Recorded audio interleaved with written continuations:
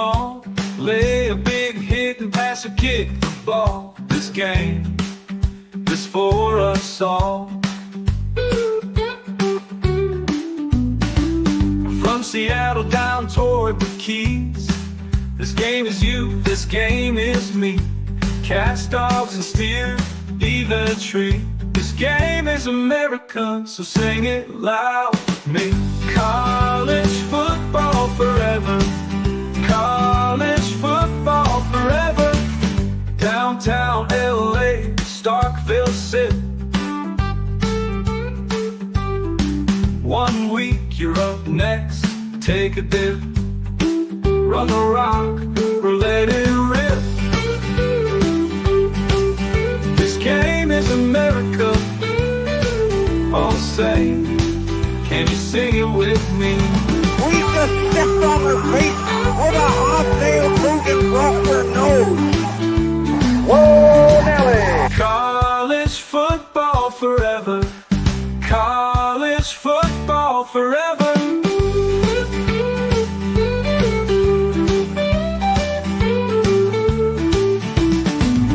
College football forever. College football forever.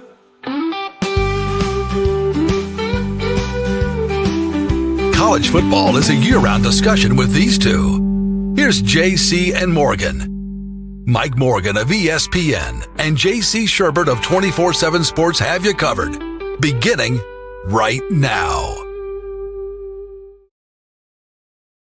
And a good day to everybody out there. Welcome to another installment of JC and Morgan alongside JC in, what is that, a loft in Chicago? That's a new background there. I like it. Mike Morgan here in Atlanta. Our producer, Mr. Phil Molinex, the Mad Dog, is running the controls behind the scenes somewhere in Greenville. We are all over the map, and we enjoy each and every one of you tuning us in each and every week from all over the map. Lots to get to. Now, we went guestless today because I think there's just so much stuff, and I didn't feel like we wanted to rush it. Andy Staples, I did talk to him about getting him on. He kind of does his show simultaneous to ours, so carving out a block of time will be a little bit more difficult. But we've had Andy on before. He's always good. He just came out with a way too early top 25. There is no such thing. You know, even if you say you hate the polls, you look at them. Everybody does. That's just the way it is. But there's a lot going on besides polls and lists. The NFL draft came and went. That, for me, again, is a very happy 3 days. I always enjoy it. I used to feel weird about it, kind of like an embarrassing fetish, JC. I was like, yes, I'm one of those guys that watches every pick. And then I looked at the ratings and I said, you know what? I need to come out of the closet. I need to let everybody know, not only am I a draftaholic, but I'm not alone anymore. Maybe I'm a trendsetter, because over 13 million watched day one. They had record numbers day two. They had record numbers day three. To put it in perspective, you know, I like TV ratings, JC, because it's something I'm a little familiar with. If a college football game gets 4 million people, that is considered a huge audience, okay? Because there's so many games on a given Saturday. So we all know more than 4 million people watch college football every Saturday.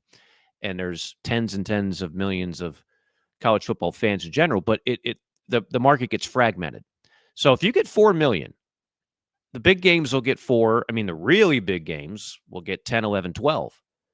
The first round of the NFL draft, which is a bunch of guys their names being called at a podium 32 times, followed up by highlights and redundant analysis and hot takes, that drew over 13 million people.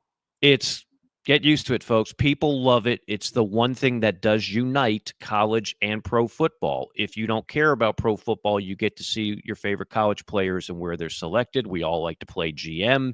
Many of you are in a fantasy league. It's just, if I wasn't doing this, I would love to be a director of player personnel, GM, president, draft analyst guy, and do that for a living. What a cool job. So we all like to think we kind of can project that. JC, you've done it for years, as good as anybody, projecting high school athletes to the college ranks. But there's that part of it. And then, of course, if you're a pro fan, who'd my team get? Who's going to make us better? Who's going to do all that stuff? And then, of course, there was the Shedeur Sanders saga, which dominated for a lot of people covering it. And it became this soap opera. And some people were deeply offended every time Shedeur Sanders didn't get selected, as if their firstborn child was not selected on a little league roster, and they all acted like really angry soccer moms or something. It was kind of bizarre, but we'll get into all of that. We'll get into the JC5. We'll even do a little fiver dimer. You folks love it. You ask for it. Sometimes you even complain about it when we don't do it. But time permitting, we're going to get to 3 films, fiver, dimer, neither. If you've seen it 5 times or more, it's a fiver. 10 times or more, dimer. Didn't do it for you? It's not something you watch when it's back on cable or anything like that? It's neither. And we'll throw 3 at you later on. I do want to mention real quick, a little business to take care of.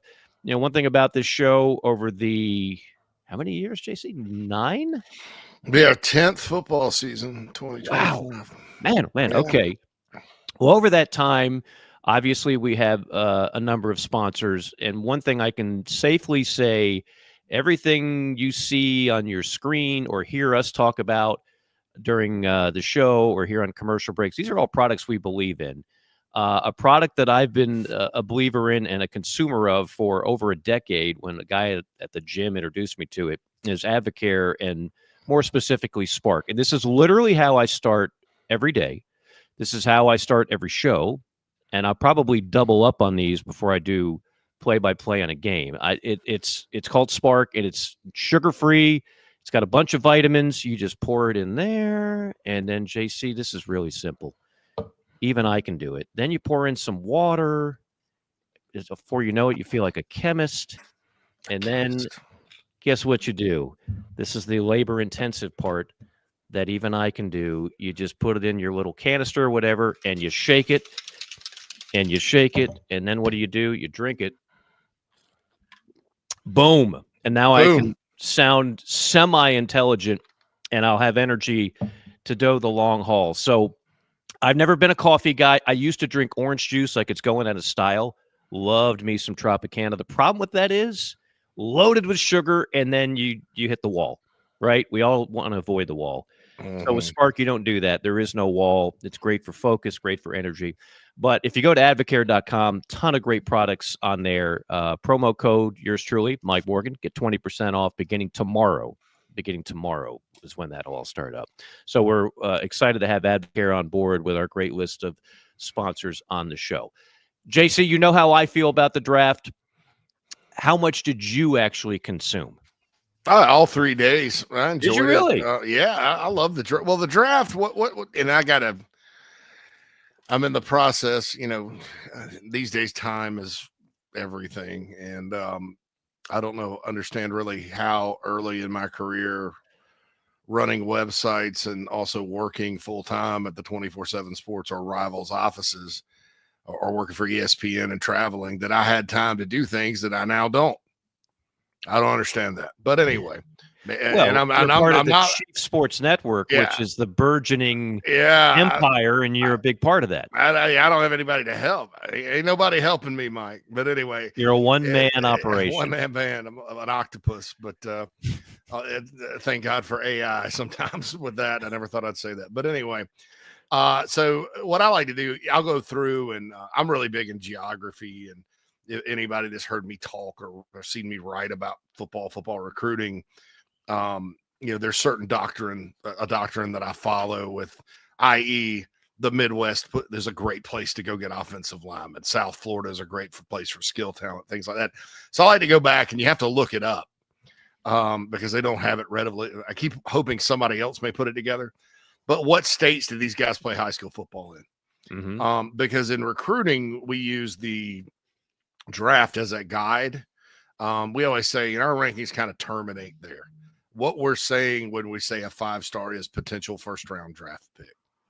So that's that's usually what the process, we check, you check against it. How many 4 stars got drafted? How many 5 stars how many states produced how many draft picks? Because you use those numbers over time to kind of figure out, like when you're before you release your rankings, you're checking it and seeing, well, this is an outlier here because this state has this many guys this year.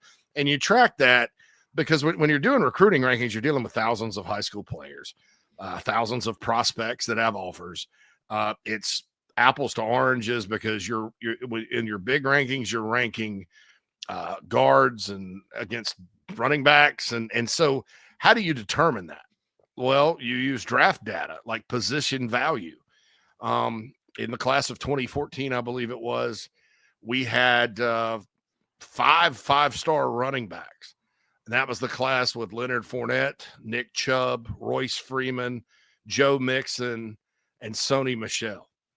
All 5 of those guys arguably played like pros. I mean, like first-round draft picks during their career. Maybe not exactly, but that was a big outlier. And so the recruiting industry, just like the draft, running back is kind of, you rarely see a running back in the top 5 anymore because that's the best way to do it. How else do you do it? And so I like to look back and see, well, how many guys from North Carolina were drafted that played high school ball there? Not necessarily the college data is readily available, but I'm in the process of working my way through that. And certainly with interest, kind of like to see who comes from where and what the pros think and all that good stuff. So I typically, and I'm not a draft Nick, like I probably couldn't tell you other than, okay, this 290-pound tackle in college, defensive tackle, could play an end in a 3-4 scheme, things like that. But I like, as far as like, oh, well, the Bengals need, or the Browns need 5-6 quarterback. I'm not really abreast at, every backup quarterback in the league and things like that. Right. But it's funny because you do look at it on like a 3-4 year cycle before it gets to the pro level. And the same thing stands out. And I'm going to get to some raw numbers in just a moment. The Sun Belt really does dominate the amount of players, because even some of the best players that play for like an Ohio State and Michigan, many of them are from the Sun Belt. Those programs recruit nationally. It's not just a bunch of Midwestern kids. But the Sun Belt states, it's always been California, Texas, Florida, but it's more than just that. It's Louisiana, Georgia, it's Georgia, and Atlanta. I mean, and it's the population boom. I mean, it's not a great mystery. People always make the joke, what's in the water down there? Well, what's in the water is, if you were to live in Florida 20 years ago versus today, where there's nearly 24 million people, there's so many people, there's so many players to draw from. Yeah, Mike. I mean, Florida, the history there pre-Spurrier in 90. And then Florida State was a women's teachers college. Right. And until Bowden got there in the 70s. Well, if you look at the population of the state of Florida, like permanent residents, and there's always been a lot of retirees there, but like people that move there and have families and, things like that, the rise of Florida and Florida State to great jobs, powerhouse teams, really happened during the population boom. I'll give you another example from the Sun Belt at the state of Tennessee. When I moved to Nashville in 2004 to start my online football career at rivals.com, I remember the first thing I covered was the Michael Orr press conference from the blind side. Yeah, me and Chris Childers, who you know well, the pony, and my buddy Greg Lackey, we're still friends to this day. We got in my car, drove to Memphis to cover it. It's about 2-3 hours. And I remember at the time, talking to some of the Tennessee people, because Tennessee was the second place school, how critical it was to recruit Memphis, but also how hard, because Memphis was so far away, and that the state of Tennessee, one of the reasons Fulmer went into the Carolinas and went into Georgia and went into Virginia, and Tennessee basically was this national recruiting apparatus at the time. was because they only had 10 prospects in Tennessee in a given year, and half of them were in Memphis, which is 400 miles away and closer to Ole Miss and Alabama and all these what was then the SEC West. Now the population of Tennessee is up over 7 million. And you look every year now that state, and they still struggle with Nashville and Memphis being closer to other spots in some ways. But you look at that state, it's 25 deep every year. And it's because of the population boom, specifically around Nashville and like the suburbs of Murfreesboro. That's good. That's almost like a mini Gwinnett. That's right. The state of Georgia used to be right there battling Ohio for that fourth spot. And Ohio's always had a big population, whatever. They have lots of metropolitan areas for some reason. I have no idea. No offense to Ohio, but I had to look up why everybody moved there. I was like, why did they come here and stop when this was a state? There's a lake way up there. It's frozen half the time. It's like, I don't know. Why did they stop here? Anyway, now it's put Ohio in the rearview mirror, and Georgia some years will have just as many like Power 5 or D1 guys out of the state as Florida. Amazingly enough, there's more kids from Georgia on SEC rosters than Florida. For whatever reason. Now, the ACC, there's more Florida. So, I mean, I guess with two schools in that state. But it's been interesting to track, and unfortunately, to keep on with the getting older theme, I've got 20 years to look back on it, and you're like, my goodness, every year Tennessee now has 20 prospects. Every year Georgia is just as good as any state, your bigger ones. And so it's and then you look at the draft and it backs that up. So it's interesting. Yeah, and of course, Texas, I mean, the amount of people that have moved to Austin just in the last 10 years alone, not to mention the state as a whole. Now, some of those are coming from California, which is another football rich in terms of pool of players. But a lot of the California kids, again, are going out to other Sun Belt schools to play college football. So here's what's noteworthy about the selections. And I did kind of a deep dive on all the numbers and how they're relevant to the sport of college football today. And for that matter, high school and pro all wrapped up in one package. So yes, not surprisingly, the SEC set yet another record, 79 overall picks in the NFL draft, which is 7 rounds, 200 and something odd picks when you include what they call compensatory picks. 79 of them were from the SEC. That's literally more than a third. Okay.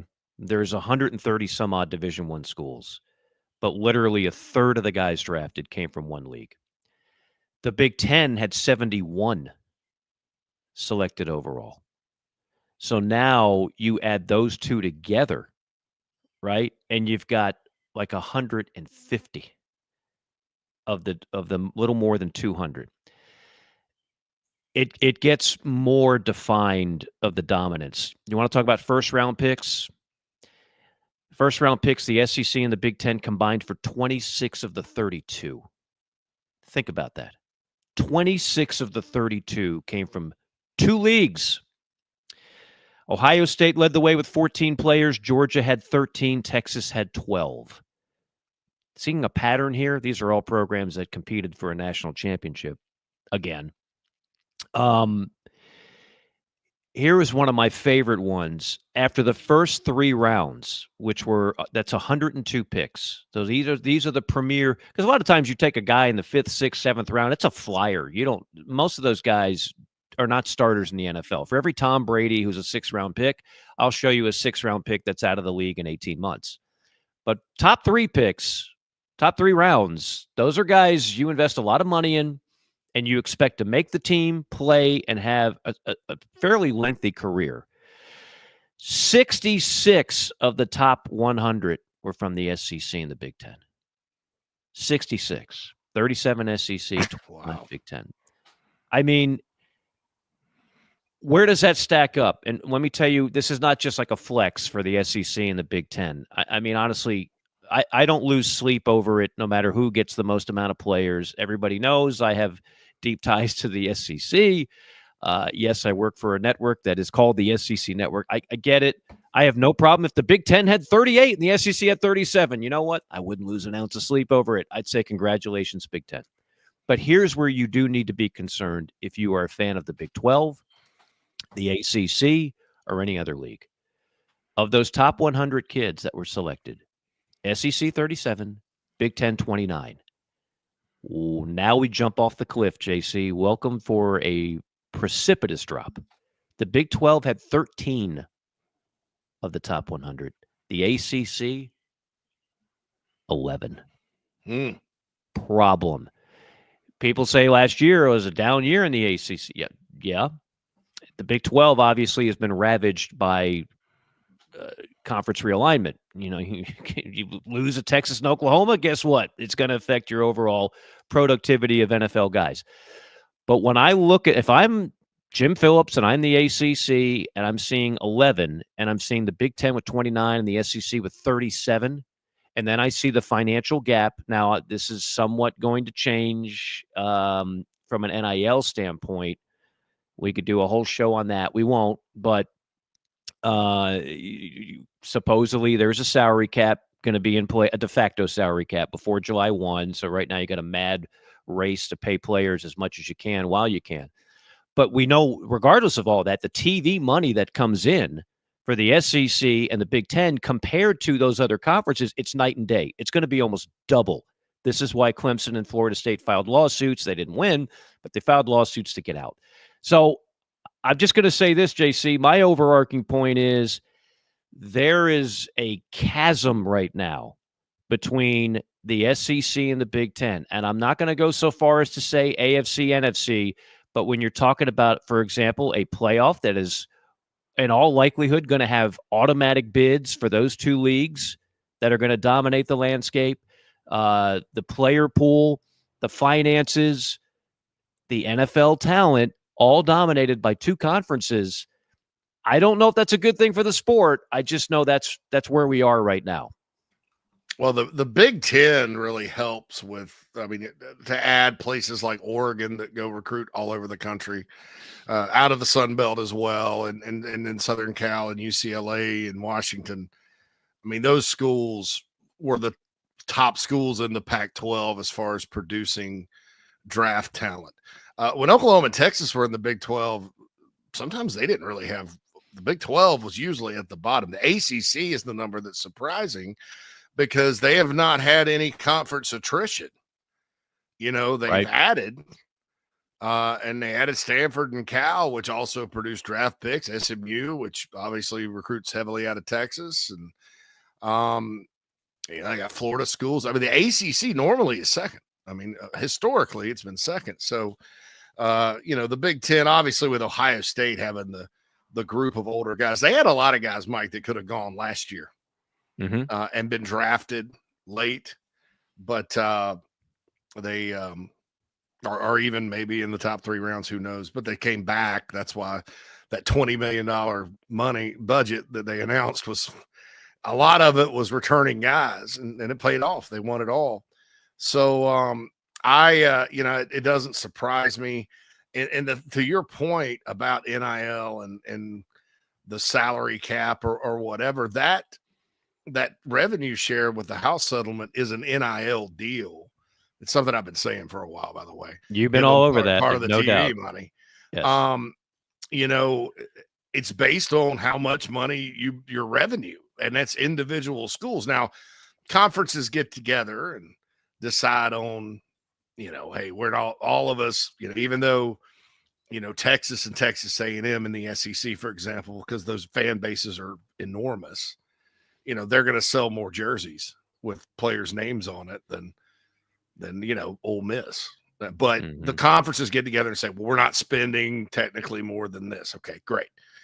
But if you're an ACC school or a Big 12 school and you look at the gap in revenue, it does impact your players because college sports in general has agreed on what 22%, 21%, whatever, 20%. And so if you're making $150 million as opposed to $100 million, that percentage, you're going to be able to spend more per the rules or per the I want to say rules, agreement. And so, yeah, Big Ten already, they're tracking at about 22.5 overall with regards to rev share, while SEC is like 20.5. So there's a gap, a small gap even there. And then, whatever the ACC's kind of doing the old the better teams get more money thing the Big 12 did or whatnot. But it is interesting. And I think, too, in fairness to the ACC with this particular draft, you have a situation at Clemson where, by and large, most of their great players that will play in the NFL are younger guys, and they're coming back. Right. Those receivers come to mind. Antonio Williams could have gone, but he's probably going to improve.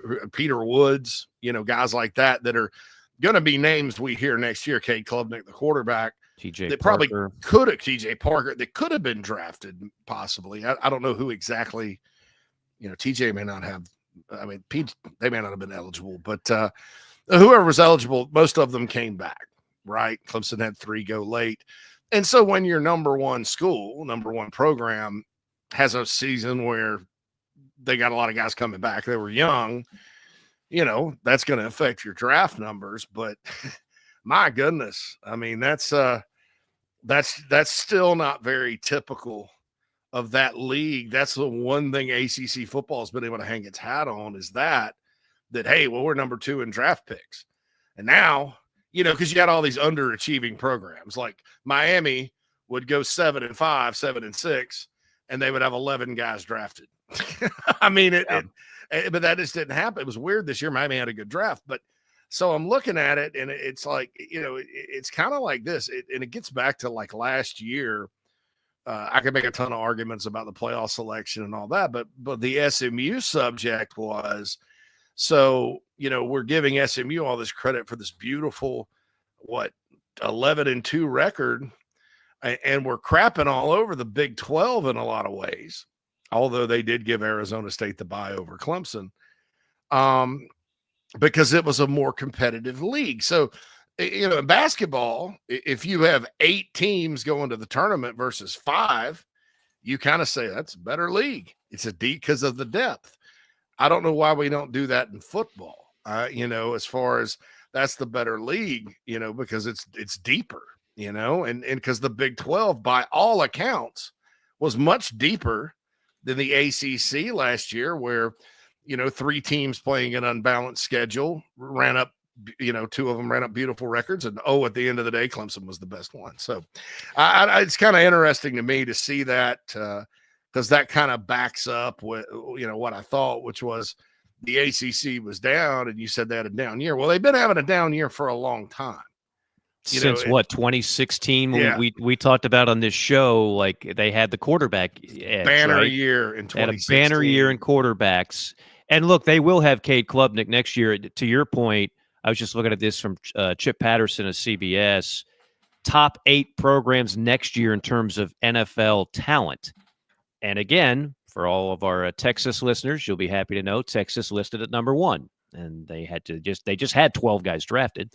They've got Penn State, Oregon, Alabama, Georgia, Florida, Ohio State. Sensing a theme. The one school that's not from the Big Ten or the SEC, Clemson. Clemson, when you mentioned some of the key names there, right now Clemson's operating on more like an SEC Big Ten level, which is what, when they're right and healthy, that's what Florida State and Miami is supposed to do in that conference. Nobody's expecting Wake Forest to do it. Nobody's expecting Duke or even Bill Belichick and his girlfriend / general manager / owner of life.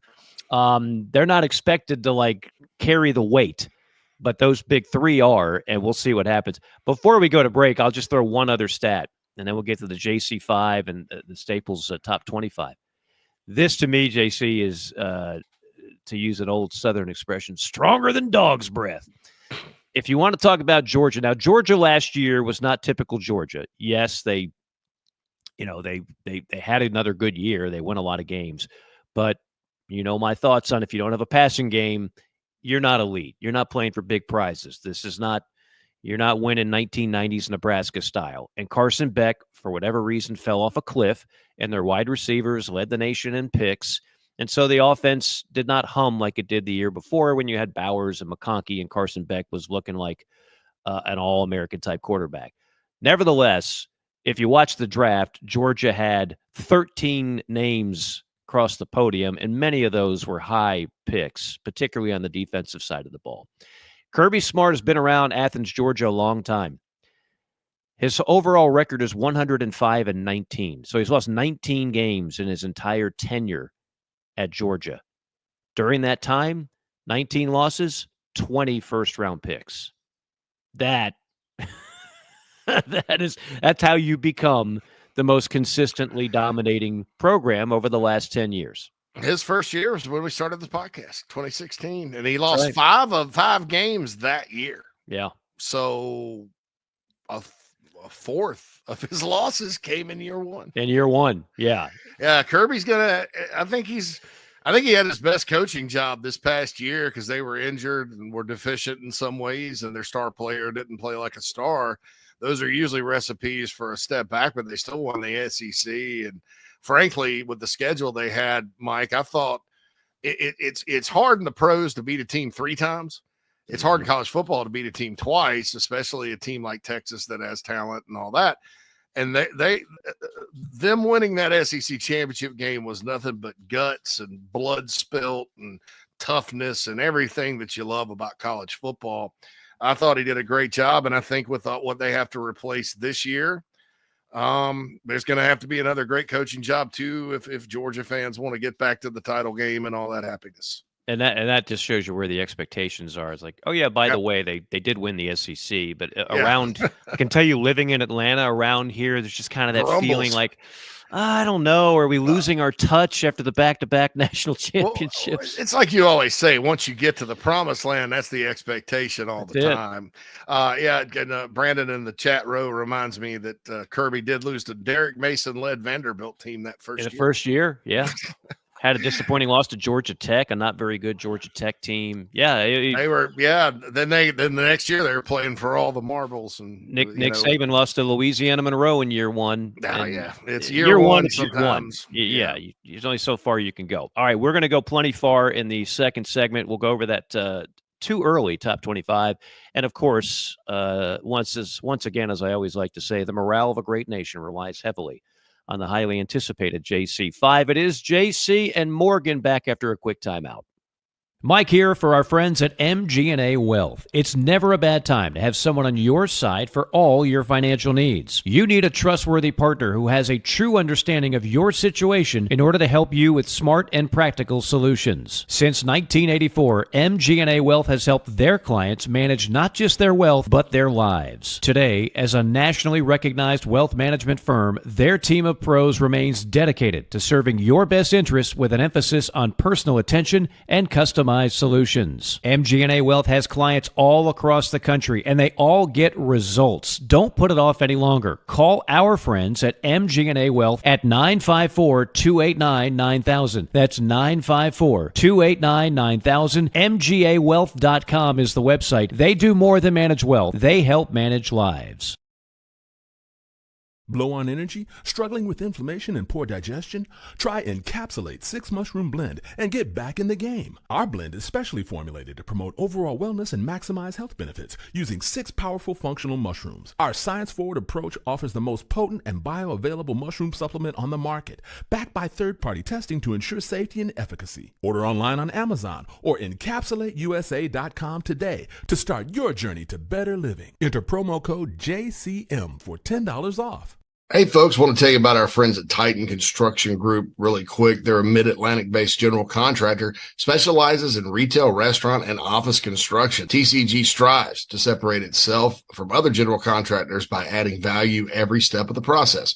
From project budgeting to estimation, value engineering to construction, they focus on those relationships and not the transaction. Titan builds partnerships one project at a time. Among their clients are Starbucks, Crumble Cookie, Blake Pizza, Home Goods, 15 plus years experience, based in Midlothian, Virginia, and contracted in Virginia, West Virginia, North Carolina, and South Carolina. So get on their website, TitanCGinc.com. That's TitanCGinc.com. Get in touch with Brad if you're in need of a general contractor that focuses on going above and beyond for their clients. That's Titan Construction Group, a proud sponsor of the JC and Morgan podcast.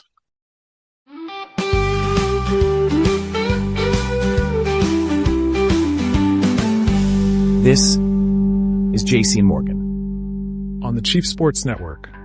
College football forever.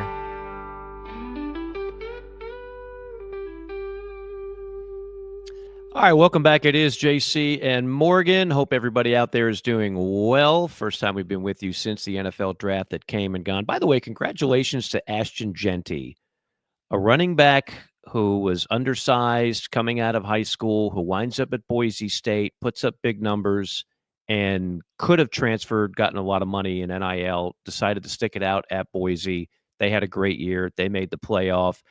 I know he was on my Heisman ballot and a lot of others with the job that he did. Class act, represented the sport well, represented his university well, and I think he is going to be dynamic at the next level.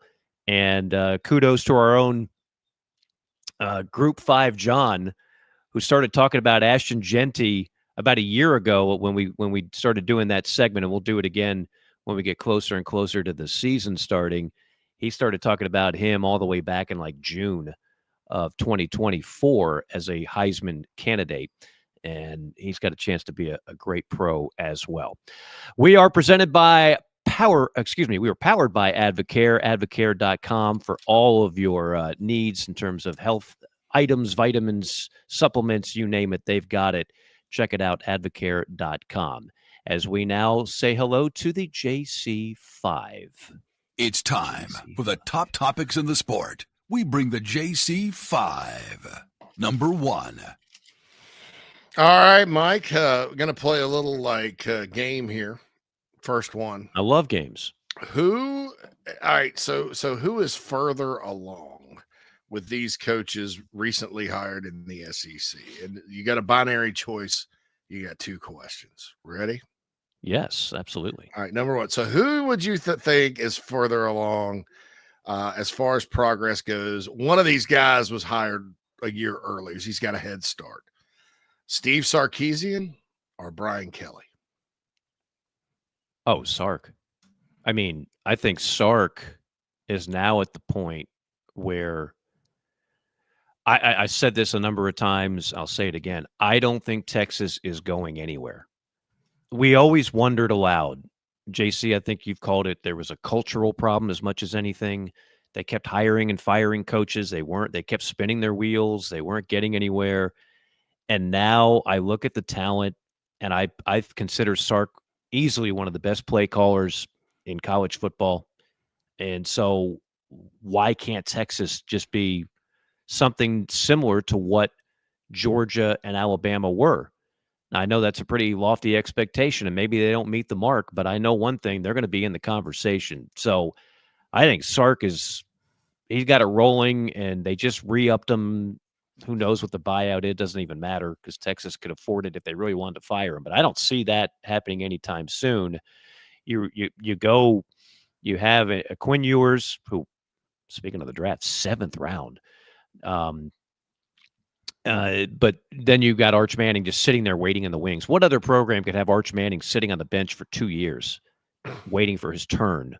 Texas, and I don't know if there is anybody else, but they did it. And of course he's been making over $2 million a year as a backup quarterback. It's not a bad gig if you can get it.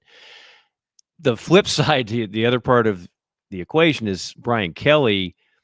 Look, if they lose to Clemson in that opener, I don't want to be anywhere near Baton Rouge because I know that is a volcano waiting to erupt. It's already gotten a little bit toxic. It'll get a lot toxic if they if they lose a game in September. Really, it can turn that quickly on Brian Kelly. I like Brian Kelly. I think he's a good coach. I thought whoever got that job was walking into a hornet's nest, because when you have 3 consecutive coaches win a national championship, 2 of which not exactly going to pass the Mensa test or split the atom over the weekend. You have now set the tone for whoever gets the job is expected to win one in the first couple of years, and they have not really come close to doing that. So I would say Sark, much better shape than Kelly. Yeah, there are some accomplishments for Brian Kelly, though. He took over what was Orgeron's last football team, 6-6. Took over 6-6 team, won the SEC West his first year. The next year coached a Heisman winner, which actually works against him a little bit. Yeah. Because they're wondering, well, you had this guy and you didn't win even the division. Had no defense. And then last year, it was a very up and down season for them. They've lost 4 straight opener, maybe 5 straight open. They've lost their opener for years in a row. I believe I think it's 4. Because Kelly's lost 3 of them. They lost by a point to Florida State, got the bejesus beat out of him by Florida State. And then last year lost to a Southern Cal team that apparently can't beat anybody except SEC teams when they play in Las Vegas. Right. Because it began with a win over LSU in Vegas.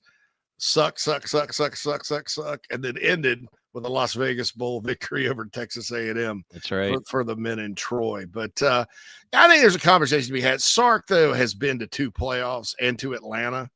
So I think that extra playoff berth that he got while they were still in the Big 12 puts him ahead. And you just kind of – you don't feel like it's a doer. If he loses to Ohio State in his opener, they're not going to call for Sark's head, right? If Brian Kelly loses at Clemson, which Clemson's a top 10 team next year, and it's a tough place to play, there's going to be toxicity in Baton Rouge, no doubt. Can I let me correct myself. It's 5 straight season opening losses. Remember the COVID year, they lost to Mississippi State and Leach and Leach the quarterback that nobody could even remember that threw for like 10,000 yards in one game. That guy got benched 2 games later. Yes. But it was, the COVID year. They went in and surprised them. And yeah.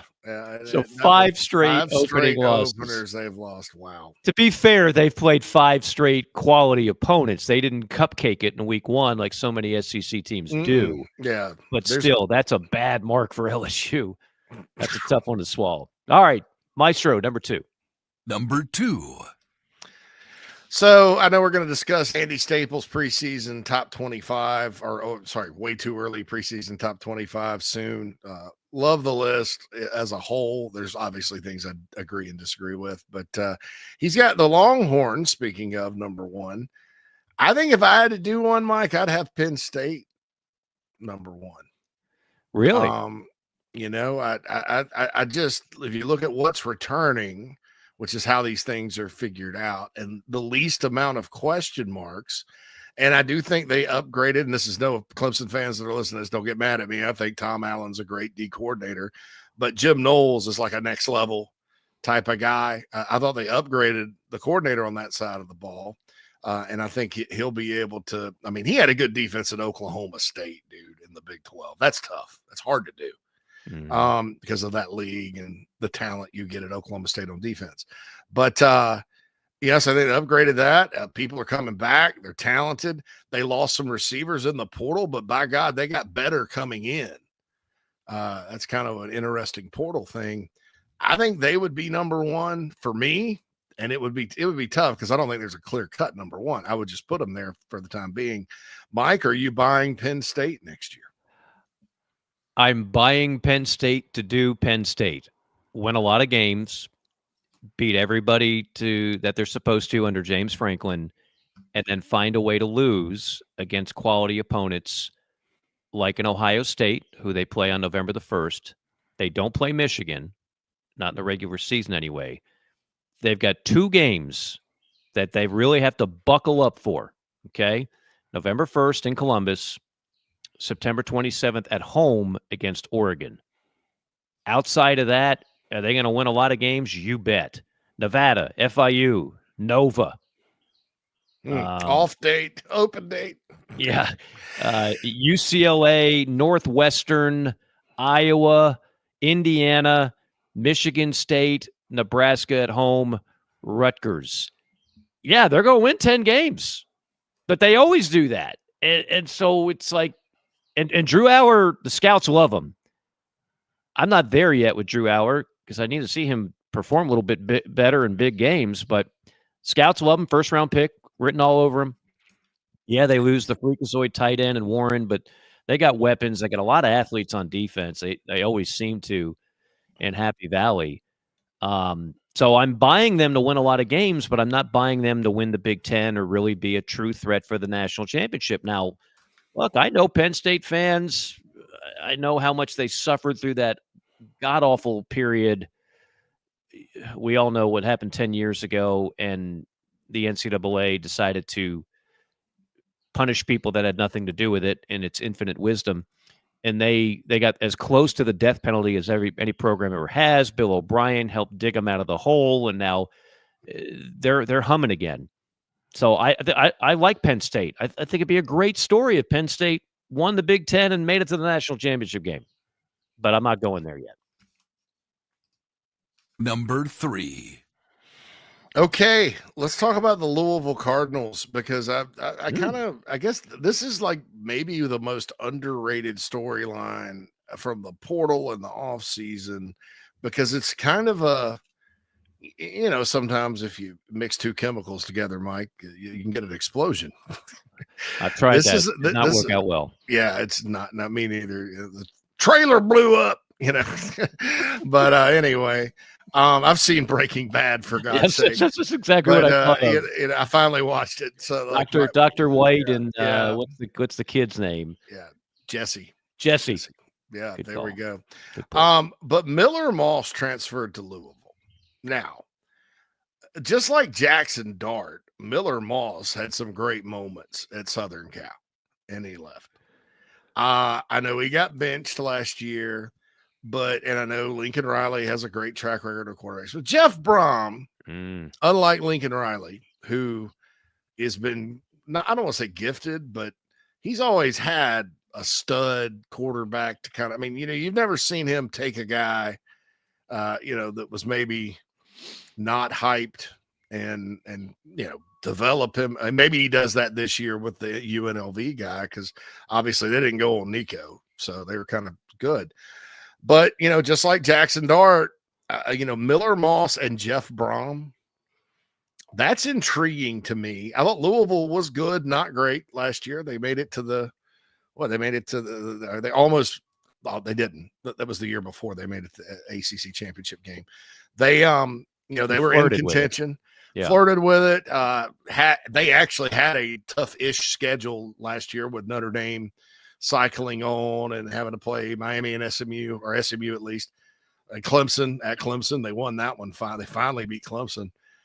I don't know. Your thoughts about Miller Moss and Jeff Brom, the marriage at Churchill Downs? I love the question, and I love Jeff Brom. So if you've heard this show over the years, I was just talking about Sark as one of the best play callers. I think Jeff Brom is one of the best quarterback whisperers out there. People want to know why Tyler Shuck. The story is not why Shuck went in front of Shurburtt. I can give you 100 reasons why Shurburtt slipped. And if you listen to this podcast, then you know. It's funny how none of the people that were in the coverage that were so appalled by Shurburtt dropping didn't mention squandering a 29-point lead to Stanford at half while you're in the locker room selling merchandise. Not a look that people typically go for if you're running an NFL franchise and you want adults, not kids. But nevertheless, Tyler Shuck, one of the reasons why he went as high as he did, even though he's older and he's had injury issues, is because NFL knows who develops quarterbacks, and Brom is one of the best.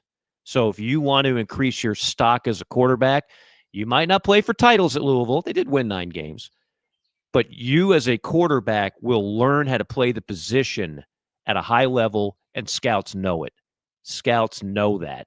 So I thought Miller Moss showed signs of being a dude.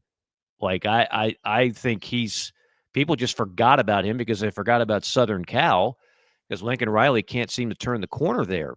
But I think Miller Moss, he could light up the ACC, JC. That's a lot of C's. I think he could light it up.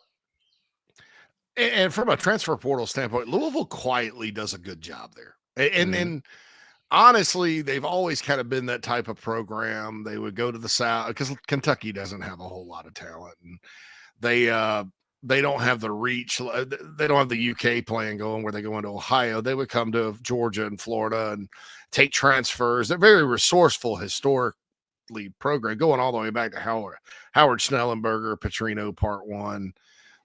Just about everybody has been resourceful there, but they have a good NIL program. I mean, basketball, they were one of the biggest spenders, and they've always spent in football, which is good because they get a lot of players. And they had a good portal class again, putting it together, and they beat Missouri on Miller Moss. That's who Missouri had targeted to replace Brady Cook, and they got the backup from Penn State, who I think will be a baller. I've heard a lot of great things about that guy, Bo Prisbilla, I think is his name. I hope I pronounced that right. But if you beat Missouri on a transfer portal kid these days, and you're not like a blue blood or at least a peer program in the SEC, that's a statement. And for Jeff Brom in Missouri to do that, that's outstanding. Number 4. Okay, Mike, something exciting is returning to college football next year. Oh, really? It's the Pac-12 After Dark, baby. Yes. Woo! Yeah. So the Pac-2, and looking at the schedule, they're sneaking some of the future Pac-12 members like Fresno and San Diego State in there. Signed a TV deal with on linear television with the CW. Obviously, is the lead dog again, so you can watch Gilmore Girls and then watch Party of Five, Duke and Virginia. Then check out Party of Five, maybe some Supernatural, and then rock and roll with the San Diego State versus Oregon State game. It's awesome. I'm all about it. Awesome, baby. It's awesome. Fantastic. Anyway, but it's a three network deal. ESPN's bringing back the Pac-12 After Dark. CBS has agreed. It's weird because one of the first games is Oregon State and I had it written down. Oregon State and somebody. And it's on primetime ESPN, the first college football's opening weekend, which tells me there's probably going to be a lot going on ABC that first weekend. But so, you look at it and, your thoughts on this TV deal. There was no money disclosed or anything like that, but it's like, I'm looking at it and I'm like, well, this is one of those things where I'm like, it's good enough, man. It really is. It's good enough. I love it. I love it. You and I, for years now, have talked about the fact college football, as great as it is, we don't want to see it just dominated by the same programs in the same geographical footprint every year. It'd be nice to have a little something relevant out there out west. And who among us who are college football diehards, you get through a whole day, right? You start, you watch your pregame show of choice. Then you got the noon kickoff, which now has never been better because networks realize there's audience to be had at noon, even though it's not your typical primetime window on a Saturday. And then you get the primetime game, and then you're like, for some people, I understand this. Maybe you start the tank is empty, and you go to bed, and I respect you for that. Okay, you get footballed out. You get footballed out. Maybe you got church in the morning on Sunday. The kids, they're playing a little league game, whatever. I understand. For me, I'm a very shallow individual. I want more. I want to go. I'm never asleep before midnight on a Saturday during the football season. Never, ever, ever, never. So I want to watch another game. So give this to me 10 times out of 10. Pack After Dark. It's funny. You would think that the most appealing part of that is for the people on the left coast. I can't tell you how many friends of mine and people in the business, they're on the East Coast, and they love their Pack After Dark. Yeah. So we've kind of lost that recently. I'm glad to have it back. You mentioned there's, the CW, everybody, they're kind of like a walking punchline, but CBS and ESPN are in on this. That tells me there's an investment there. They see value in it. And that, again, they're never going to have the kind of money to go back to the initial point of the SEC Big Ten, but it's enough to pay the light bill. And that's what they need at this point. and I'm all about it. Yeah, I said something dumb there. I guess I was reading the Pac-12 release, right? And so they obviously put everything in Pacific time. That game is Cal, an ACC team now, at Oregon State in Corvallis. That kickoff is at 10:30. August 30th, the first Saturday of the college football season. So that's 10:30 Eastern time on that. I said 7:30. I was like, wow, they're putting that in prime time, but I knew what you meant. Idiotically reading the Pac-12 release. That's a little bit hard on yourself. I wouldn't say. I like to get things right because I listen to other podcasts and they never go back and correct anything. No, I knew what you meant. I mean, you were reading the Pacific time zone time. Yeah. Right.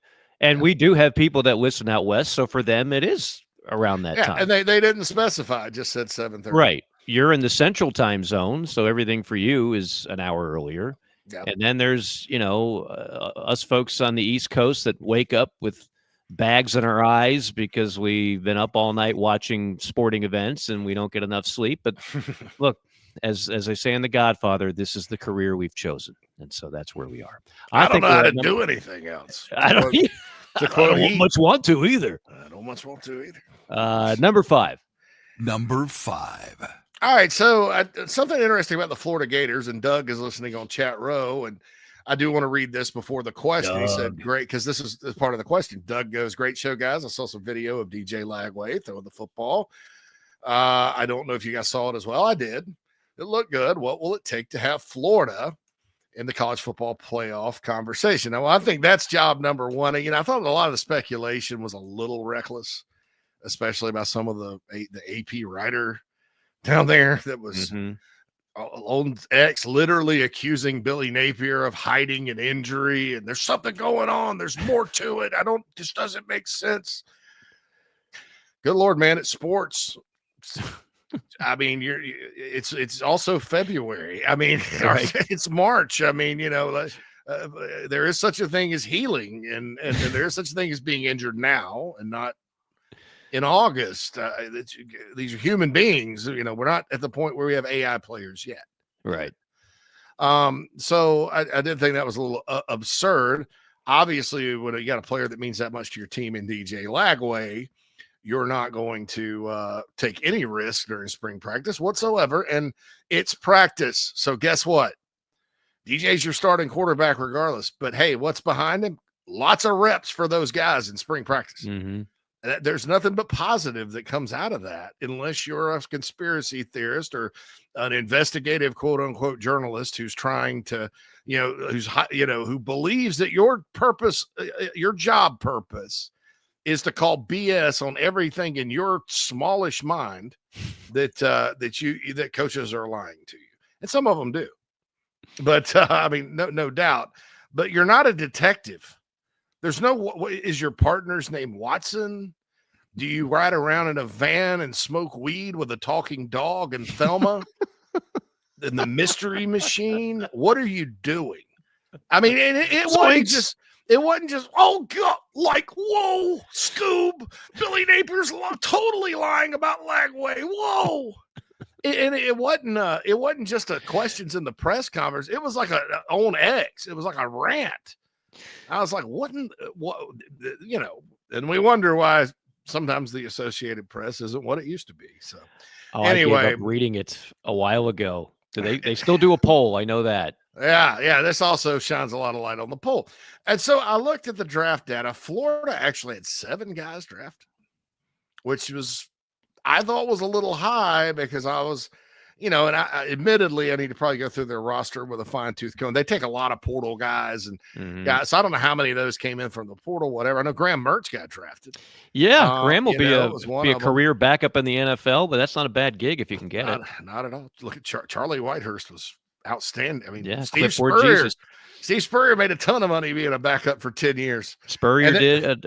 Shane Matthews, guest on our show. Yeah, 14 years he played primarily for your Chicago Bears, but the Panthers and like 5 other teams.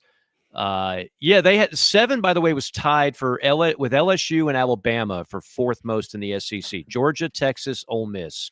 And then if you looked at the bottom, not to derail your topic, I'm just going to throw this in real quick. Sure.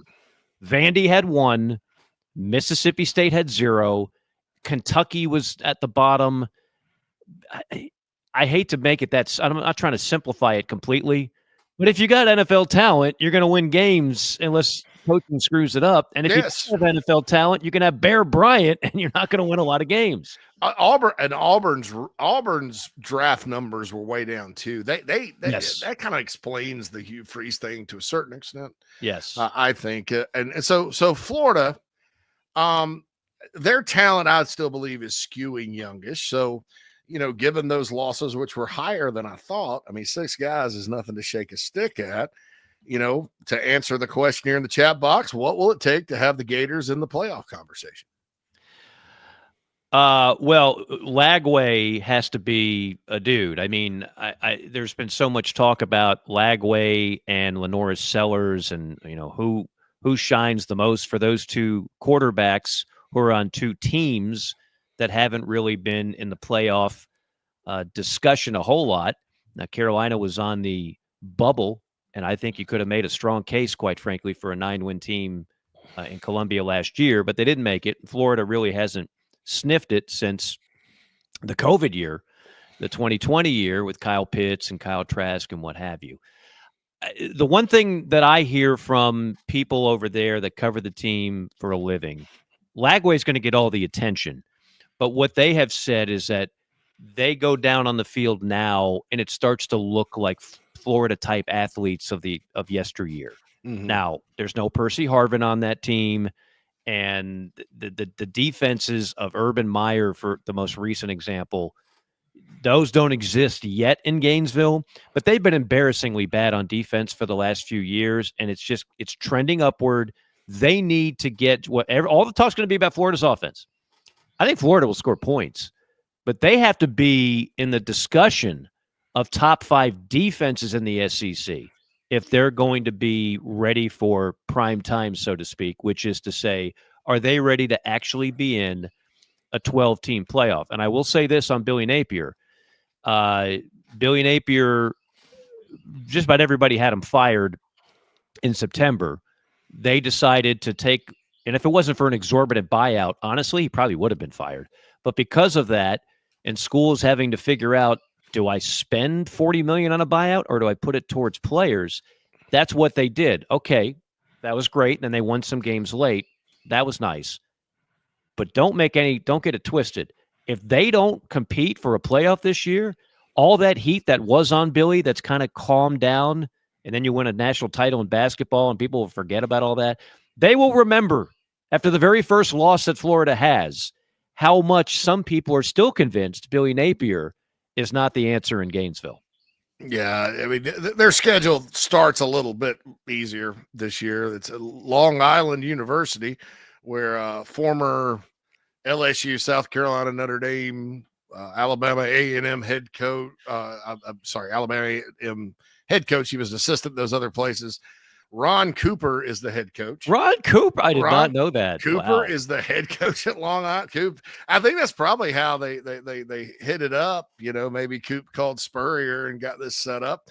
So Long Island, who I didn't even know had a football program. Me neither. Play an SEC team. They come in, and then USF comes in. I think Alex Golish is a good coach and really good. USF they'll provide some resistance, but that's likely a 2-0 start. But then at LSU, at LSU at Miami. Yeah. And we all know what happened at Miami or against Miami last year. I mean, look at this 4-game stretch at LSU, at Miami, Texas, and at Texas A&M. That's brutal. Is there a bye? Is there a bye somewhere in there? There is a bye. I was say there better be. Between the Canes and Longhorns, there is a bye.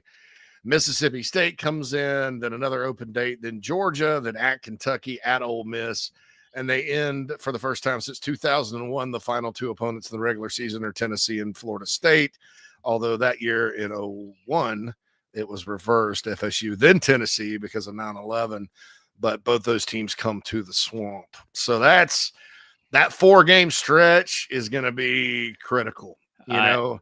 And if you go 1-3 in it, you're already cooked. Like, you're out of the playoff discussion, and the vitriol and the toxicity is back and better than ever. If you go 8-4, it's a good year, but nobody's celebrating 8-4 there with, again, a marquee talent at quarterback that I'm sure is doing quite well in the NIL space. Mm-hmm. You know, I don't know if 8-4 is. I think you're right back where you started, where people are saying, is Billy Napier really the guy? I think the thing Florida fans got to realize is, though, and I know 7 draft picks. It's like, well, they had talent. That's a lot of that's portal, and Dan Mullen was not as bad of a recruiter as people gave him. His classes were borderline top 10 most of the years, and he's a great evaluator. I mean, look at how many NFL players he coached at Mississippi State. Mm-hmm. So a lot of that's left over. Florida's talent in general, though, still skews young. They what they did was smart. Like, they didn't know. I don't think the coaching staff knew if Napier was going to be retained or not.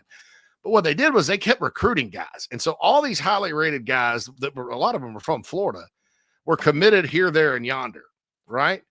The minute they said, nah, he's not going anywhere, they started flipping everybody back to Florida, which means they kept recruiting them. The kids really wanted to go to Florida to begin with. And so they've got a loaded class coming in, and he's recruited pretty well. So I would still, if you get to 8 wins again this year against that schedule. Yeah. And then, Lagway obviously will be back for a 3rd season. I think that's more realistic to make a move when all this flips. Oklahoma and Florida got the short end of the stick, and then it didn't help that both schools are scheduling, like Oklahoma plays Michigan this year out of conference. Wow. They had scheduled these big out of conferences, and it's just how it goes. Yeah, it'll be interesting, no doubt. I know we got to take a timeout just real quick. Kenny, thank you for subscribing to College Football Forever. He says he can't wait to download episodes for when he travels. Yes, that's the great thing about these shows. You can listen whenever you want. He also adds, if Manning, Nuss, DJ, and Lenoris are projected top 4 QBs in the SEC, who's the 5th guy? I need to think on that. That's a good one to think over the break. Brandon's on fire. He reminds us LSU beat Georgia 55-3 in the 2019 opener. Yeah, I mean, Georgia Southern. He didn't write Southern. Oh, yeah. They had me. They wouldn't have played Georgia in week 1, but I was going to say that LSU team. That's one of the best football teams I've ever seen. In 19. Yeah, with Burrow, and Jefferson and Chase, and unbelievable, just insane. Panthers took wide receiver Tat McMillan in the 1st round. Yeah, that was a little bit top 10 pick for McMillan. A lot of people didn't even have him as the top wide receiver. And JC, I know you're not a huge fan of that pick either. Not as a top 10 pick, I didn't think. Yeah. No, we'll hit some of the other ones in chat row. Also, top 25, Fiver and Diver coming up. It is JC and Morgan, powered by Advocare. Blow on energy? Struggling with inflammation and poor digestion? Try Encapsulate 6 Mushroom Blend and get back in the game. Our blend is specially formulated to promote overall wellness and maximize health benefits using 6 powerful functional mushrooms. Our science-forward approach offers the most potent and bioavailable mushroom supplement on the market, backed by third-party testing to ensure safety and efficacy. Order online on Amazon or encapsulateusa.com today to start your journey to better living. Enter promo code JCM for $10 off. Mike here for our friends at MG&A Wealth. It's never a bad time to have someone on your side for all your financial needs. You need a trustworthy partner who has a true understanding of your situation in order to help you with smart and practical solutions. Since 1984, MG&A Wealth has helped their clients manage not just their wealth, but their lives. Today, as a nationally recognized wealth management firm, their team of pros remains dedicated to serving your best interests with an emphasis on personal attention and customized solutions. MG&A Wealth has clients all across the country, and they all get results. Don't put it off any longer. Call our friends at MG&A Wealth at 954-289-9000. That's 954-289-9000. MGAwealth.com is the website. They do more than manage wealth. They help manage lives.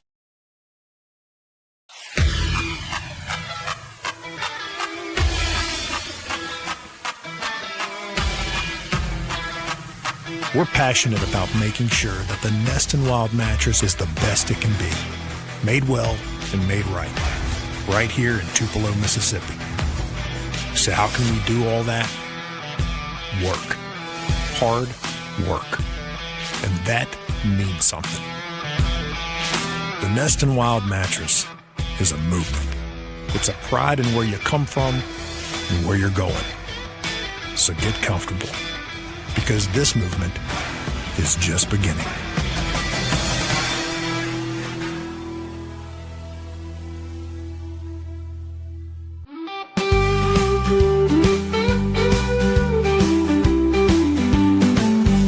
This is JC and Morgan on the Chief Sports Network. College football. Forever.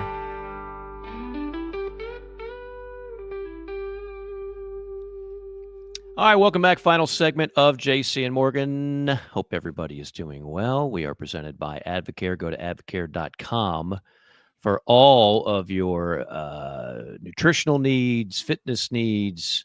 It's amazing how many great items they have there. Promo code beginning tomorrow, Mike Morgan, you save 20% on everything. So go ahead and load up like you never have before. Okay. Just a little housekeeping. Kenny brought up a good question. After Manning, Nuss, DJ, and Lenoris, then who? I'll tell you who my fifth guy is. And I was just looking at Connor O'Gara's list of Saturday Down South who we've had on. We'll have on again. He has him seventh. I'm putting him right at 5. Austin Simmons, Ole Miss. I'm bullish on Austin Simmons. I love that pick. That was a JC5 question a couple of weeks ago, too. So, way to stay congruent there, Michael. You know who I'm going to go with? This is going to sound crazy. Gunnar Stockton. No, I like Gunnar Stockton, and he could very well be. He could be the best one of them all if the receivers. If they catch the ball. The ball. I like his toughness. Different kind of quarterback than Mike Bobo's coached before. He's a scrambler, that kind of guy. Mm-hmm. His game is more like Arch Manning's than it's like Carson Beck's. Right. Or who Mike Bobo was when he was a quarterback, or Matt Stafford or Aaron Murray, name the greats. But he's a really good player. And got a lot of moxie and toughness about him. It wasn't because of him that they lost, their game. They also, Georgia, I think with Frazier, and then they got the McCoy kid from Illinois to be that second back. I think they're going to pound the rock if they can do it up front a little more and get Gunner into the play action game and stuff. But anyway, I don't want to get sidetracked on breaking down the 2025 Georgia Bulldogs, because Lord knows we're going to do it enough this summer. I would. It's going to sound crazy. I'm going with Joey Aguilar. Oh, of Tennessee, after the trade with UCLA. And I'll tell you why. I think he at App State, he he's not a guy that you had like Nico, there were training wheels kind of on him. App State, he let it fly, and in that I may look like a fool because they have questions at receiver, which in that offense that's not a welcome development. But I like the way he plays, even though Tennessee's playing infinitely tougher competition, than UCLA maybe, but it's still, he's going to have a higher level of athlete around him at Tennessee. If they can get the receiver question answered, I think, just with what it is, they throw it a lot, big plays in the passing game. I think Joey Aguilar will be one of those guys that are, when you see the SEC quarterback rankings, they're like 15th, 14th, whatever, and he'll shoot up that list in time, because ultimately one of these guys will have a disappointing year, maybe two. Because just like last year, Beck was the number one. We debated Beck, Dart, and one other one, I guess. Dude, we were talking last year about Connor Weigman. Yeah, if he could stay healthy. Yeah. Oh, Quinn Ewers was the other one we were talking about. Sure. We're still talking about Jackson Arnold, just at Auburn. We still are. So different uniform, but yeah. So it's that's what usually happens with these SEC quarterbacks is two will have because the league's so unforgiving. 2 or 3 will have just like, oh, well, they weren't as good as we thought. And then there'll be risers that kind of come up. And I would go with Aguilar as maybe my guy. We'll see if we can get Phil to flash up the top 25 here. I know he's doing double duty right now. Yeah, there we go. Oh, there it is. He made a nice graphic for another show when we discussed it. We played a game with it the other day, though. We didn't really get in depth. It's kind of at the end. We were like higher, lower, or whatever. But oh, okay. Well, we just kind of played a game, but it wasn't. We didn't break it down, but he did. He surprised me with this graphic. The moment you sell Mad Dog short is the moment he shines and starts racking up awards. Yes, best producer of any type of show or podcast out there ever. So Andy Staples, friend of the program, we've had him on a couple times. Again, we'll have him on again. There's so many polls to choose. I'm going to disagree with every one of them, but there are a few people that I actually have a little bit of respect for that I would actually even do this and talk about it on April the 30th. In this case, Staples top 25. So top 10, Texas, Notre Dame, Clemson, Penn State, Ohio State, Oregon, Alabama, Georgia, Illinois, Florida. Your thoughts on the top 10? There's a lot of question marks, but I think this is the new normal in college football, Mike. There are more question marks this year when you're trying to do a top 5 than there was last year when you could kind of just say it's Ohio State till somebody beats them. You don't really look at any of these rosters and go, there's no question marks. There's a lot of new players. There's depth issues that have arisen. I think as far as like, if you look at the top 10 teams, who has like security blanket level, consistency in their roster, I'd probably go Clemson. Alabama would be in that conversation if their quarterback situation was one that I looked at. And look, maybe Ty Simpson ends up being great. I don't know.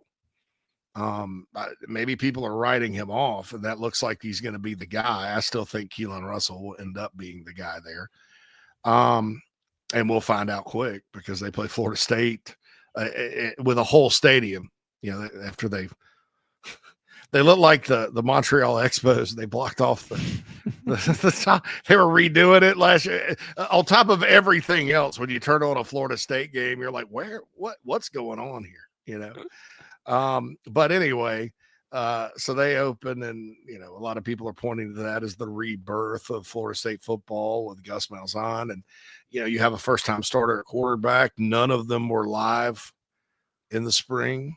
I found that out the other day.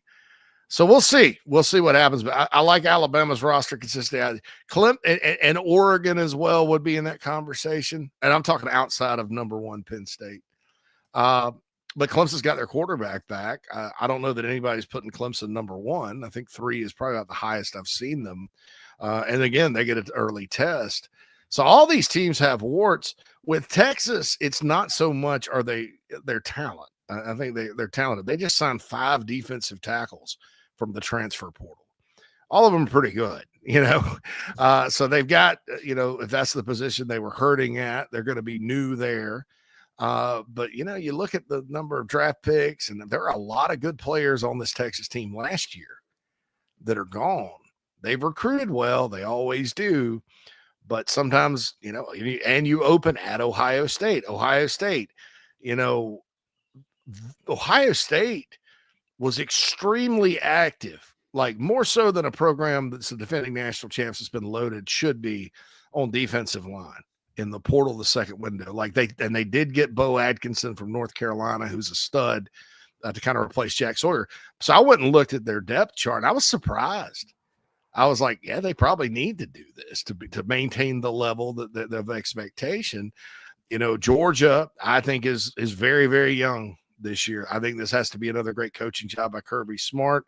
I like the way Illinois' schedule sets up. Ohio State comes in October. They do have a tricky road game at Duke. Don't laugh. I Week 2 at Duke. Yeah. Hey, Don't laugh. I'm not laughing. I'm maybe a mild smirk, but not a laugh. But no, I think that's tricky because you go down there's 15,000 people there. You think you should walk all over them, but they did pay all that money for the quarterback from Tulane, and I think they got pretty good players there. Just looking at their recruiting, and ask Clemson, that's a tough place to go early. We've talked about Florida in the top 10. I think that's a little high, but of these teams, if I had to rank it, Notre Dame too. Angeli left for the backup last year. Quarterback left for Syracuse. They're going to need more touches from Jeremiah Love, in my opinion, given what they lost last year. But I'll say this, they do have a lot of guys coming back on defense, a lot of good players. And, it's obviously the Notre Dame schedule this year is kind of, they got Arkansas and they got 2 SEC games early, Arkansas and A&M. And then it gets light toward the end. So we'll see there. I think, but there's question marks there. They're counting on CJ Carr, redshirt freshman, to be the guy, so there's a lot of question marks, I think, with this top 10. But then I look behind it, there's a lot of question marks with these other schools too. So I'm not saying it's a bad list. I probably have Penn State number 1 because I think they have the least amount of questions. But other than that, shake them up in a box and draw 10 out, dog. Here's how I look at it now, and here's how I think fans are going to look at college football in general, unless you're at a point where you just simply can't compete for a playoff. Who are the safest picks in that top 10 to make the playoff? So here's how I see it. Texas, because of talent and coaching. Notre Dame, because of schedule. Clemson, because of ACC schedule. Ohio State, because of talent. And yes, I know they're young. I know they lost a lot on that defense, but I'll put Georgia in there too. I've got questions about some others. I've got questions about Oregon. Dillon Gabriel was awfully good for the Ducks. Awfully good for the Ducks. And again, they're in the Big Ten. Can they kind of get to that next level? Can they make it to the Big Ten championship game? They don't have to get to the playoff. We know that. But Penn State, for reasons I mentioned, now they're probably going to make the playoff, but I still don't trust them in some big games.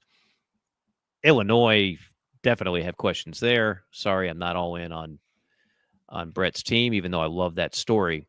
And Florida, for reasons we already discussed. I mean, I think there's – and Alabama.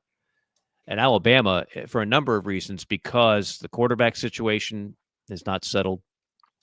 And I just think if they rack up a couple losses early, it is going to be beyond – we need to find a stronger word than toxic. If Kalen DeBoer has like a couple of losses in the first half of the year, toxic is not a strong enough word. And that permeates the entire locker room. It's unavoidable for a 21-year-old to not feel that and be affected by that. So that's how I see that from a top 10. The next 11 through 25, Texas Tech, new blood. South Carolina, new blood. Auburn, SMU, new blood. LSU, Arizona State, new blood. Michigan, BYU, new blood. Ole Miss, Miami, Tennessee, Nebraska, fairly new blood. Iowa State, Louisville, Iowa. Team there that you like the most, 11 through 25. The most. Shoot. I like what Auburn's done. Auburn and LSU, and again, it depends on, just like your portal class, it can be hit or miss, regardless of the names you brought in. But I thought LSU did a good job, on the D line, and they recently got another guy from South Florida at D tackle. Yeah. Harold Perkins is back. He got the portal and came back. You got Plyburn from Florida. You got Peyton from Florida State. Their defensive ends are night and day better, which I guess they're probably finally going to put Perkins back at linebacker, which I would do. Secondary is kind of a question mark. My question with them is receiver. Although they usually just have guys from Louisiana that pop up and they're really good. And, is Barry and Brown will he be a superstar there? I didn't think he was at Kentucky. I thought he was not he was a great player, but not this go-to guy. No, better return guy than wide better receiver. return guy than anything. And then you lost so much on the offensive line. That's a hard position to be deficient at, as Oklahoma found out last year. And Nussmeier's mobile, but he's not a runner like Jaden Daniels that can kind of get you out of it, or like a Sellers or somebody like that. Auburn, it just kind of feels like this will be their year. They again have 4 straight home games. They had 5 straight to open last season. So we'll know. And it's not actually, I think they go to Oklahoma early, and then it's like a number of home games. But I like the way their schedule kind of sets up for them. So those are the 2 I would probably have a little higher. SMU would not be in my top 25. Texas Tech would not be in my top 25. I think a lot of people are making a big deal out of a portal class that's large in numbers, and a guy that caught 7 passes last year going to A&M and coming back. I love Joey McGuire. I love the Red Raiders. 11, that's ridiculous to me. And I'm not calling Andy's decision ridiculous, but to me, I just wouldn't have them that high. I think the Big 12, actually, you're going to see a renaissance this year, Mike, where the teams we thought were going to be good last year, remember, it was Oklahoma State. Now, where did they finish? Down. Mm-hmm. Everybody's like, Oklahoma State's going to win. Arizona is going to be this, that, and the other. And they weren't. They were down at the bottom. Utah barely got to a bowl. I think maybe not Arizona, but I think Utah will be back, and I think Oklahoma State will be back. And I think to watch that because the Big 12 is so stacked together and close. I feel good about BYU at 18.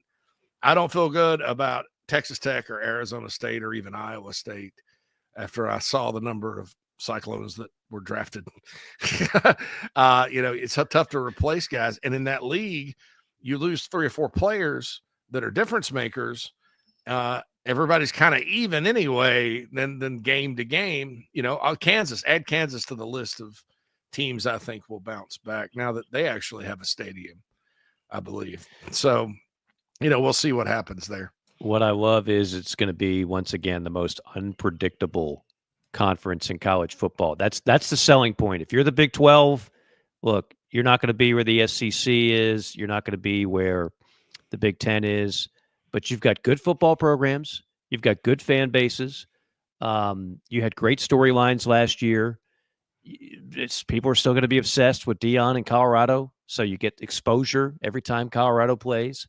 I think your selling point is anything can happen.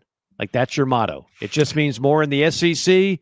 Whatever the Big Ten's motto is, anything can happen is the motto for the Big 12. Sell the hell out of that. Life's a gamble, baby. Life's a gamble. Yeah. Anything can happen. All it takes is $1 in a dream. That was actually a lotto ad, but still, you get the idea. Billy in chat row asked, how can you rank Clemson so high every year? That's way too high. I just don't get it.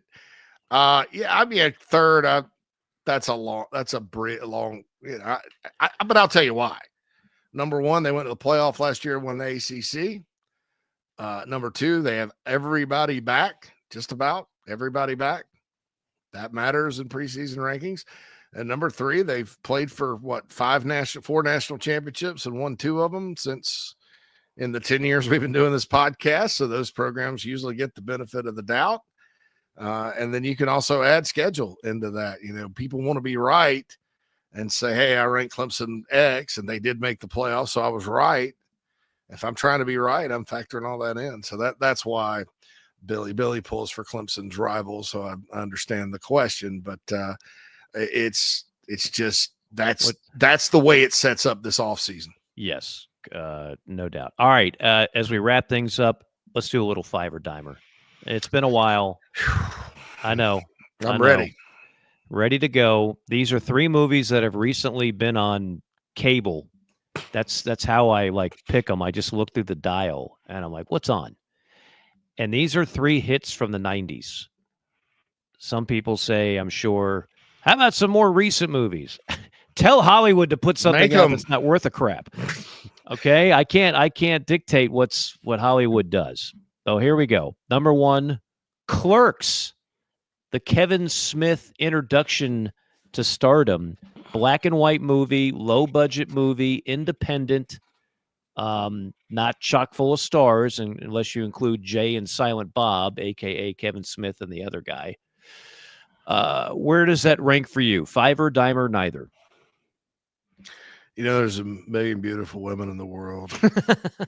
Not all of them bring you lasagna at work. So true. Most of them just cheat on you. 37? 37? I'm not even supposed to be here today. A lot of good quotes. Nucci Poochies. Yeah, dude, I could quote it all day. That's well north of a Ben Franklin for me. Wow. Well, no, dude, I used to watch it almost every day in college. Yes. I mean, not every day, every third day, dude. Clerks is not just a movie; it's an institution. And I watched all the sequels too. I mean, well, see, I went out of order before I even knew what Clerks and Mallrats was. I saw Chasing Amy in the theater in Columbus, Georgia. I think I was one of 4 people that were there to watch Chasing Amy. But the storyline was compelling, not going to lie. Joey Lauren Adams, dog. Yeah, yeah.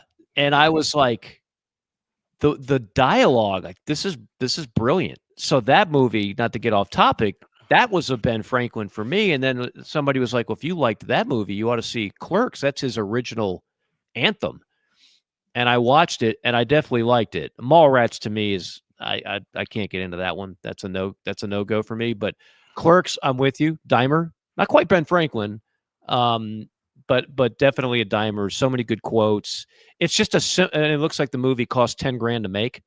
I would say our production value on JC and Morgan's better than it was on Clerks, but it's the dialogue that makes the movie. And I don't know what happened to Kevin Smith, because he hasn't done anything worth a damn in 20 years. But those movies, particularly Clerks and Chasing Amy, were dynamite. He lost a lot of weight. He's like John Popper from Blues Traveler. Once he lost a lot of weight, Blues Traveler was gone, dude. It's just how it goes. But he was. I think also he got caught up, Mike, in like he was such a hot writer at the time. It's like in the 90s, it's like him and Tarantino were the budding screenwriters. And I mean, there were others, but those two were ones I definitely could relate to dialogue wise. And so they hired him to write a Superman because he's a comic book guy, and squabble. And then he was supposed to write it. And I think that the Hollywood part of it burned him out, quite frankly. And he's like, well, I make enough money and I make my own movies. And he did. He went the comic book route. Yeah, there's a movie called Red State that's a horror movie. It's actually terrifying that he's in and I think co-wrote or co-produced. That was good, but it was a while back as well. So it's okay. Kevin Smith, he's kind of like the Nixons. You remember the band the Nixons? That song Sister? Well, they had one song in the 90s and it was really One Hit Wonder. Yeah, okay. That was it. So it kind of sounded like it was like a ripoff of Three Doors Down. I wouldn't say he's the Nixons. He's more like Three Doors Down, or something like that. But anyway. All right. So we're both fairly high on it. You a little bit more than me. Number 2, our friend Josh Pate, who will also be back on, I'm sure. Twister. Twister for me is a 5, and that's where I kind of draw the line. I look back at the movie and I'm like, damn, there's a lot of stars in this movie. Unfortunately, a couple of them have passed away, but a pretty impressive ensemble. Another one that I saw in the theater back when people did that. I like it. They've had a sequel that I've heard is awful. I'm not planning on seeing that. A 5 for me is right where Twister belongs. I know some people are obsessed with this movie, particularly if you're a wannabe storm chaser.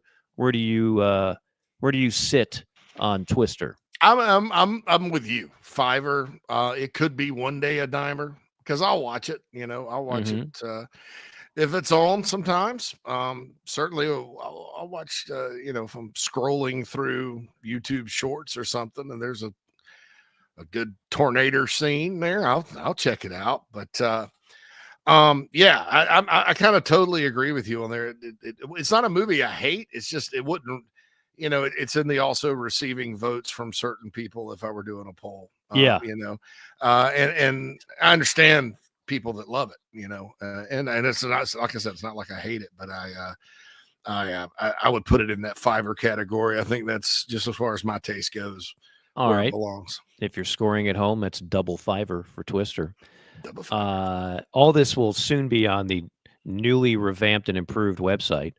More on that next week. 7 is the final one before we get out of here. 7, the thriller with Morgan Freeman and Brad Pitt. Dimer for me. It's too disturbing for me to watch it like all the time, because literally the woman's head's in the box. Oh, I'm sorry. What's in the box? If you haven't seen it, but I'll tell you this: Kevin Spacey is a tour de force. That's he also is unreal kind of a in that movie. Brad Pitt never makes a bad movie, and Morgan Freeman's in it too. So yeah, it's a great script and shot well. I mean, the directing's outstanding. The angles. Yeah. It is a fantastic movie. It's just, I don't like to think about things like that these days. That's what another old man yells at cloud moment. No more murder. This is not normally Mike. A lot. So Dimer for you, but Dimer for me. This is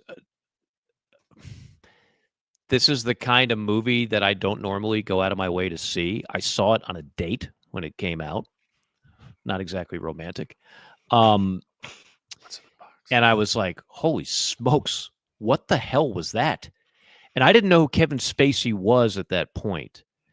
There is again, I'm big on dialogue. If you want to impress me, I don't need a bunch of things blowing up, and I don't want grown men wearing capes foiling crimes. I want smart, witty, insightful, thoughtful dialogue. That takes a little more skill to me than some of the other crap that Hollywood churns out.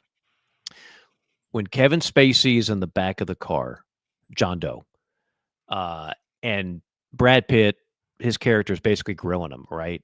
Like, so that's your thing, killing a bunch of innocent people. You think you're going to make your mark doing that? And then Kevin Spacey goes on a diatribe of innocent, and he breaks down each person associated with each sin. And then he says, and I'll clean this up, only in a world this crummy can these people be considered innocent. Make me laugh. That was like, okay, you had me. You had me at hello. You had me at that whole speech. When he goes, Lieutenant, I believe you've been looking for me. Yes. The first time I saw it, I knew who Kevin Spacey was because I was a big Usual Suspects guy. See, I didn't see that at that point. Yeah, so I may have seen that 100 times. You knew Kaiser Sose already. I knew that's the actor that did it, but I must have not been paying attention to the opening credits.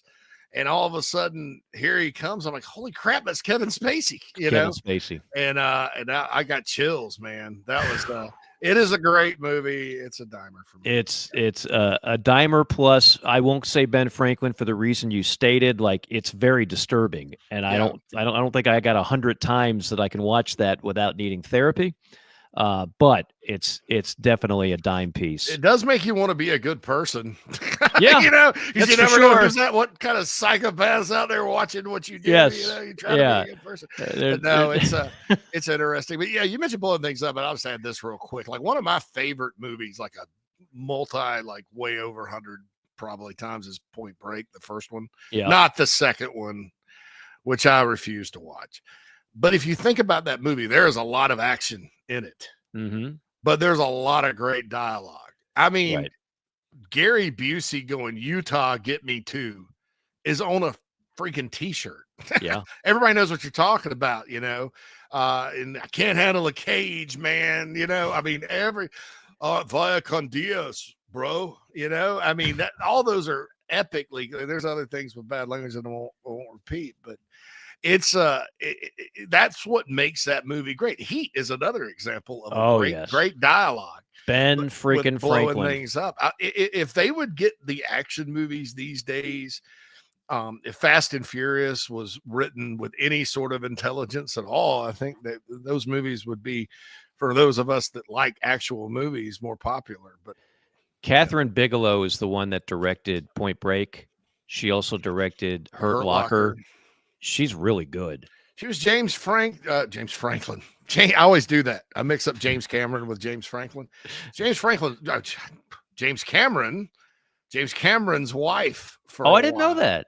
And they co-wrote one of my biggest sleeper movies of all time. It's with Ray Fiennes, Angela Bassett, the late, great Tom Sizemore, who I still have a voicemail from wishing me a Merry Christmas from a couple of years ago. Is that from Cameo? What is that from? Friend. Nah, it's a mutual friend. Seriously? Yeah, me and the now ex-girlfriend got a Merry Christmas. Oh, man. Yeah, this is we need Tom to play that on the Sizemore. show. Yeah, well, I'd have to edit it. But and he died recently, unfortunately. He had a hard life. But, man, not exactly a health nut, Tom Sizemore. Yeah, they're all in it. But Ray Fiennes is is a great actor in and of itself. It's about the future. It was written in 1995, so it kind of has some of the Rodney King riot stuff, actual, not fake outrage, but actual good storylines. And it's about technology and Y2K. And it's actually, it was on HBO late one night when I was in college, man. I was just up watching HBO and Strange Days came on. I was mesmerized. There's a love story. Juliette Lewis is in it and she's hot. Freaking Michael Wincott is in it. I mean, and Catherine Bigelow wrote and directed it, co-wrote it with James Cameron when they were married. How about that? There you go. I did not know that. Kenny says Boondock Saints, Fiver Dimer. I have a friend of mine that swears by that movie. I never saw it, so I can't vouch for that. Me neither. Silence of the Lambs from Billy. So disturbing that it's neither for me. It's a good movie, but I think I've seen it twice. I can't. It's a fiver for me. I've seen it more. Okay. Yeah, just because the dialogue in that way. Hello, Clarice. Yeah. Oh no, he's Anthony Hopkins. That's what put him on the map. He's an outstanding actor. Underrated Anthony Hopkins movie. It puts the lotion in the basket. Oh, dude, there's this AI thing somebody created. Remember back in the day where you had the dating services before we had the internet, where you the 976 numbers? No, you'd send in a VHS tape and you'd make a little tape. I mean, we didn't experience it. We were kids, but that's what those were dating websites back then. Oh, okay. And it's like him, and it's like, hi, I'm Bill. I like to collect bugs. My turnoffs are rough skin.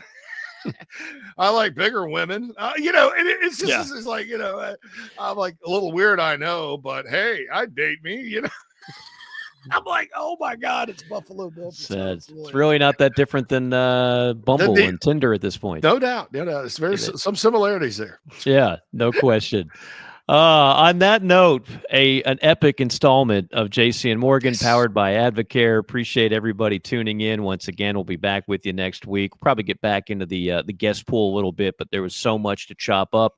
Want to thank everybody for making JC and Morgan a first-round pick, not sliding to the fifth round. And JC, for more information, if you haven't already subscribed, if you are not already got us bookmarked on your podcast list, what do they need to do? Yeah, go to Apple Podcast or iTunes, Spotify, iHeart, just about anywhere you find podcasts, you can find the podcast version.